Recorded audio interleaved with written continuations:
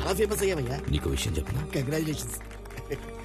నెలకు 8,000 కాదు 80,000 మిగిలినా కూడా జీవితంలో ఇంత ఆనందం రాదేమోనే.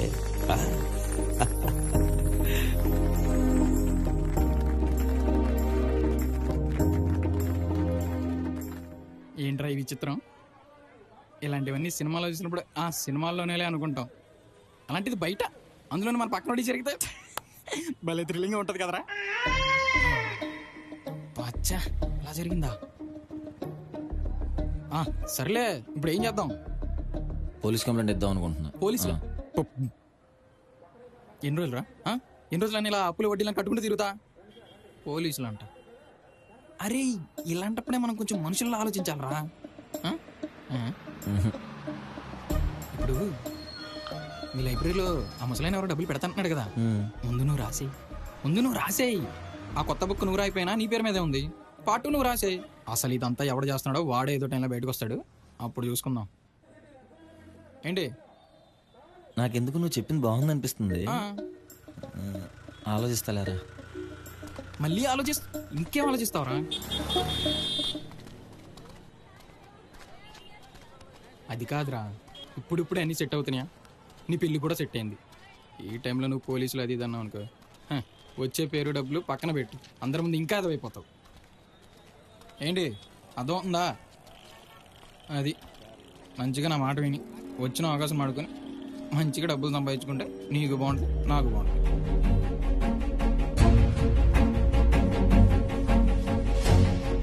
వచ్చిన అవకాశాన్ని సద్వినియోగపరుచుకోకపోవటం మూర్ఖత్వం. అదే కదా నేను చెప్పేది. అన్నా నువ్వా? అన్న సారీ అన్న, ఆ రోజు అలా మాట్లాడా. కంగ్రాట్స్ అన్నా, నీ బుక్స్ అన్ని సేల్ అయిపోయాయి. అన్నా ఈ ఒక్క బుక్కే దాచానన్నా, ఒక్క ఆటోగ్రాఫ్ ఇవ్వన్నా. అన్నా ఒక్క ఆటోగ్రాఫ్ ఇవ్వన్నా. ఈ పెట్రా ఒక్క ఆటోగ్రాఫ్ అన్నా.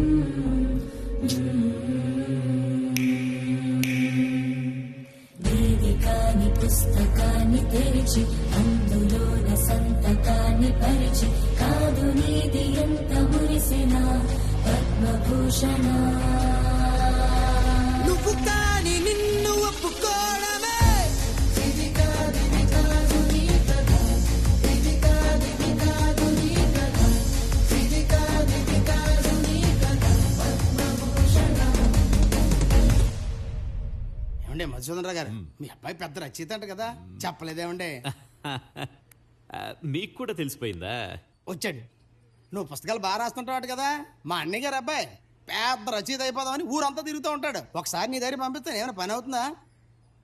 యాక్చువల్గా కొత్త బుక్ రాసే ఆలోచన ఉంది. ఎవరిని హైర్ చేసుకునే ఉద్దేశం కూడా లేదు. బట్ చూద్దాం, ఏమన్నా ఉంటే చెప్తా.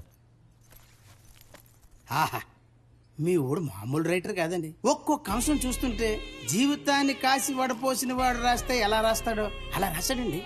ఇంత చిన్న వయసులో అంత జ్ఞానం వచ్చిందంటే మామూలు విషయం కాదండి.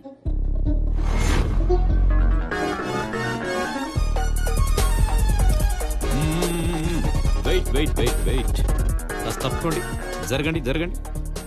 No comments. బయట అందరూ మీ అబ్బాయి రైటర్ అవడం కారణం మీరే అంటున్నారు. దీనిపైన మీ స్పందన ఏంటి సార్? అరే చెప్పాను కదా, నో కామెంట్స్ అని. మా అబ్బాయి రైటర్ కావడానికి నా ప్రోత్సాహం ఉంది. అంత మాత్రం చేత ఇలా వచ్చేస్తారా?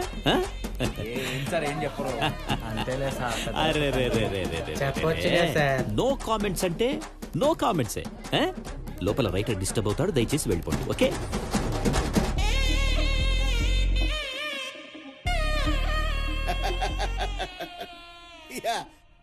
ముందే బ్లాక్ చేద్దాం. Excuse me. తప్పకుండా. షూర్. ఎక్స్క్యూజ్ మీ, పద్మభూషణ్ ఉన్నారా అండి? You mean writer Padmabhushan? Right. మీరేమవుతారు? ఓకే. Please come. పెన్లో ఇంకా అయిపోయినట్టుంది. కొంచెం మీరు ఏమనుకోకుండా చివరి ఇంకో పెన్ ఉంటుంది, అది తీసుకొస్తారా? Thank you. దీంతో కలిపి వాళ్ళకి 10 పుస్తకాలు పనిచేసినట్టు. ఈ తీఫ్లో కంటిన్యూ అయితే మళ్ళీ ప్రింటింగ్ ఇవ్వాలేమో. ఇద్దాంలే, అయినా నా పుస్తకం.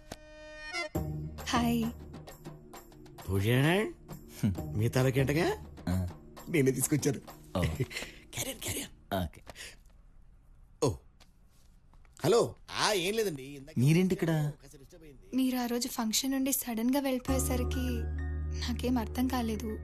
సో పర్సనల్గా మాట్లాడాలని వచ్చేసాను. పర్లేదు కదా? అంటే టైం చూసుకుని మా అమ్మ నాన్నకి నేను రైటర్ అని చెప్పి సర్ప్రైజ్ ఇద్దాం అనుకున్నాను. కాకపోతే మీరు అందరి ముందు చెప్పి నాకు షాక్ ఇచ్చారు. సారీ అండి. హే, ఇట్స్ ఓకే. బయటికి వెళ్దామా? అంటే చాలా వరకు పెండింగ్లో ఉండిపోయింది. పెద్ద లైబ్రరీ, ఇక్కడ చాలా పుస్తకాలు ఉన్నాయి. ఇంకేం చెప్పాలి, ఒక 1 అవర్ టైం పడుతుంది. ఓకేనా? పర్లేదు, ఐ వెయిట్. ఆ. ఓకే, నేను ఉంటాను. టీ కాఫీ అన్న తాగుతారా? ఏమొద్దు, వద్దా? ఇక్కడే. ఫ్యాన్ కింద కూర్చోండి. ఓకే, వెయిట్ చేస్తాను.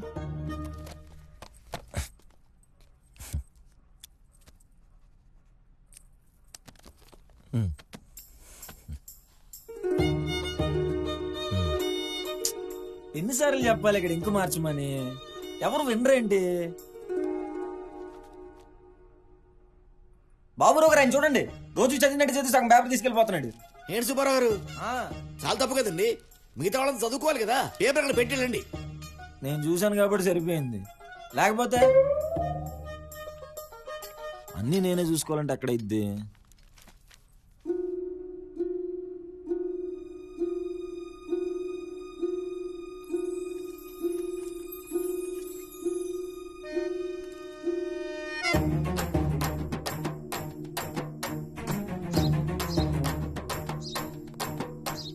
సైలెన్స్.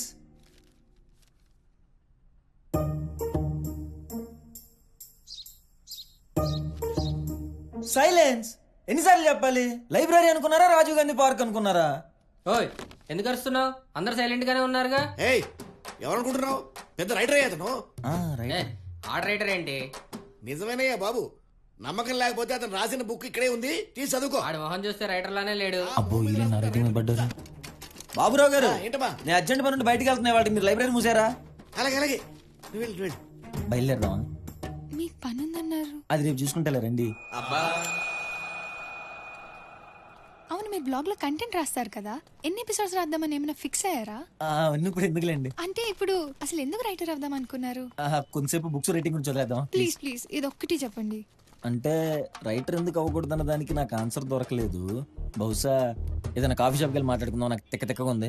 కాఫీ షాప్, చుట్టూ అద్దాలు, డిమ్ డిమ్ గా లైట్లు, వినిపించినట్టు మ్యూజిక్, ఇలాంటి ప్లేస్ కాకుండా కొంచెం ఫ్రెష్ ఫీల్ ఇచ్చే ప్లేస్కి వెళ్దామా? ఇంక మీరు రిలాక్స్ అయిపోండి, నేను చూసుకుంటా.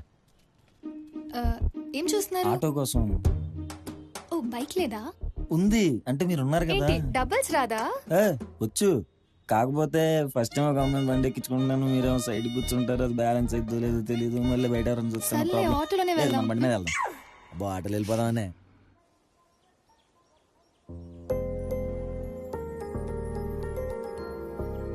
ఏది నీ ఫోన్ లాక్ తీసివు? నువ్వు అడుగుతానే ఇంట్లో పెట్టచ్చా? ఇలాంటి సీన్లన్నీ సినిమాల్లో చూడటమే కానీ దగ్గరగా లైవ్లో చూడటం ఇదే ఫస్ట్ టైం. బాగా చల్లగా ఉంది కదా. మళ్ళీ ఎండాకాలంలో ఇన్ని నిండిపోతాయి. మళ్ళీ వర్షాకాలంలో వచ్చేస్తాయిలే. కాకపోతే వాళ్ళకి తుడవడానికి ఇబ్బంది ఉంటుంది కదా. అంటే ఉంటారు 2-3 పనోళ్ళు. కాకపోతే ఈ మూల నుంచి ఆ మూలకి తుడవాలంటే వాళ్ళకి మాత్రం చేతులు. ఓకే, కానీ ఇదంతా నాకెందుకు చెప్తున్నారు? ఏం చేయమంటావు మరి? నువ్వేమో సడన్గా తీసుకొచ్చేసావు, నాకేమో మాటలు రావట్లా. నువ్వే అడిగేది ఒకటి. జనరల్గా మీకు అరేంజ్ మ్యారేజ్ ఇష్టమా, లవ్ మ్యారేజ్ ఇష్టమా? ఏదైనా ఒకటేలే, అది ఇది అనే ఉంది. నాకు అరేంజ్ మ్యారేజ్ అంటేనే ఇష్టం. కానీ పెళ్ళికి ముందు ఇలాంటి చిన్న చిన్న సరదాలుంటే బాగుంటుంది కదా. అంటే ఎవరికి తెలియకుండా ఫోన్ మాట్లాడటాలు, సినిమాలు, షాపింగ్ మాల్లు, కూల్ డ్రింక్లో 2 స్టాల్ వేసుకుని తాగుతారు, అవేనా? బాగానే ఉంటాయి కానీ మనకు పెళ్లి ఫిక్స్ అయిపోయిందిగా. ఫిక్స్ అయిపోయిందిగా. మరి పర్లేదంటే తిరుగుదాం అంటే తిరుగుదాం. అమ్మాయి ఇంటిలో అడిగేశాను. ఓకే, నిజంగా ఓకేనా? తప్పే ఉంది. మన పెళ్లి ఫిక్స్ అయింది. రేపు పొద్దున్న చెప్పుకోవడానికి మనకంటూ కొన్ని మెమరీస్ ఉండాలి కదా. అవునుగా, మీ అమ్మ ఇలా చేసేదని నేను, మీ నాన్న ఇలా చేసాడని నువ్వు, మన పిల్లలకి చెప్పుకోవాలిగా. ఓకే, రేపటి నుండి మన పెళ్ళేంత వరకు మనం లవర్స్, సరేనా? ఓకే, కానీ లవర్స్ ఏం చేస్తారు, ఎలా తిరుగుతారని నాకు సరిగ్గా తెలియదు. ఏం పర్లేదు నాకు తెలిసిన నిర్మలక్క ఉంది నేనంటే బాగా ఇష్టం తనని అడుగుతా. అడుగులే గాని మరి నాకేం తెలియదని చెప్ప మాకు, మళ్ళీ తేడా అనుకుంటున్నా. ఓకే నా పేరు సారిక కదా, రేపటి నుండి నువ్వు నన్ను సారీ అని పిలు. నీ పేరు భూషణ్ కదా, నేను నిన్ను భూ అని పిలుస్తా. నేను నిన్ను సారీ అని పిలుస్తానులే, నువ్వు నన్ను భూ అని పిలవద్దు, వినటానికి ఏంటో బూతులా ఉంది. ఓకే భూ. కూల్ డ్రింక్ ఏమైనా తాగుదామా? ఈ ప్రేమలు ఈ వ్యవహారాల్లో పడేటప్పుడు అమ్మా నేను ఇవాళ భోజనానికి ఇంటికి రాను. ఏరా ఏంట్రా వెరి నవ్వు? ఏమో వచ్చేస్తుంది. ఏంట్రా? ఏంటి ఎలా చెప్పుకుంటూ ఎన్న అమ్మకి సిగ్గేదేంటి?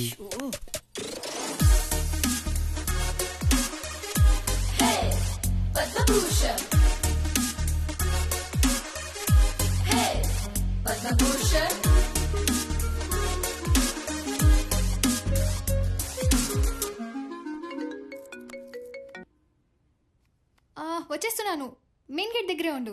అది కాదు, ఇంటి దాకా వచ్చి మావయ్య గారిని కలవకపోతే ఫీల్ అవుతారేమో, ఒకసారి ఛాయ్ చెప్పనా? ఓయ్ మనం సీక్రెట్ గా వెళ్తున్నాం, అయినా నాన్న ఇంట్లో లేరు. కొంపతీసి మీ ఇంట్లో చెప్పేశావా? తెచ్చి నేను ఎందుకు చెప్తా, సర్లే నువ్వురా. వస్తున్నాను, 2 minutes. అబ్బో అనవసరంగా కోట్ వేసుకొచ్చాగా.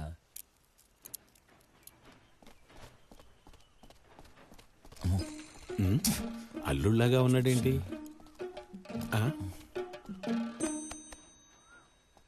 ఏంటి మీరు ఇక్కడ రండి, ఇంటికి వెళ్దాం. అది కాదు మావయ్య, నేను మీ అమ్మాయి సీక్రెట్ గా బయటికి వెళ్దాం అనుకుంటున్నాం మావయ్య.